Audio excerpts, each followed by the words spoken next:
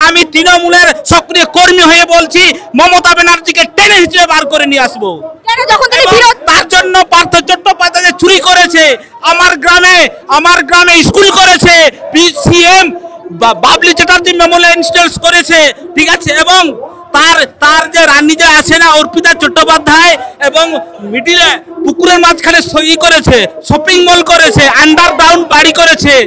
পার্থ চট্টোপাধ্যায় নিয়ে যেত তাকে ফুর্তি করত, কিন্তু আজকে সেই যে আমার গ্রামে স্কুল করেছে সেই 31শে ডিসেম্বর পর যদি আমার চাকরি চলে যায় ওই বাড়িটাকে আগুনে জ্বালিয়ে পুড়ে ছাই কাই করে দেবো আমি।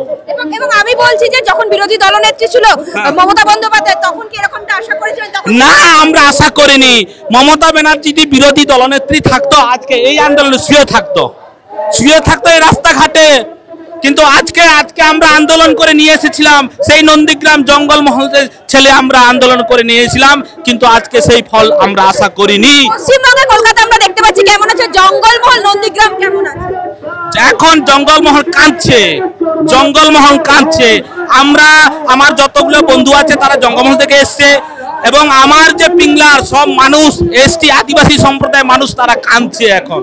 এবং দাদা, মুখ্যমন্ত্রী মমতা বন্দ্যোপাধ্যায় তখন বলেছিল যে বদলা নয় বদল চাই, বদল হলো না। আমরা এরপর বদল হয়নি, আমরা এর আন্দোলনের মাধ্যমে মুখ্যমন্ত্রীকে আমরা বদল চাই।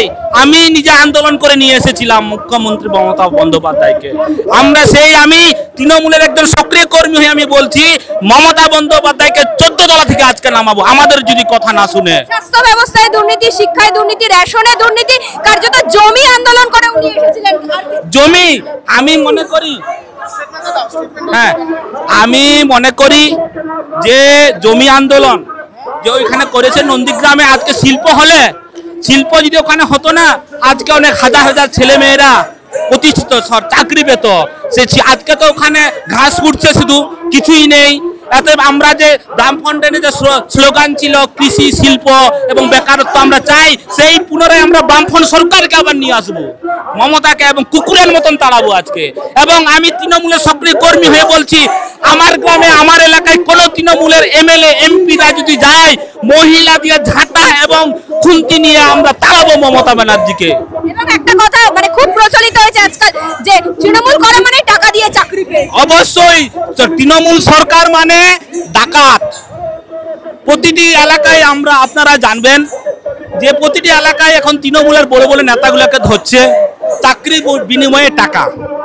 অতএব এই সরকারকে অবিলম্বে পতনের দরকার। এ হচ্ছে ব্রিটিশ সরকার, ব্রিটিশ যুগ শুরু করেছে, এর অবিলম্বে পতনের দরকার।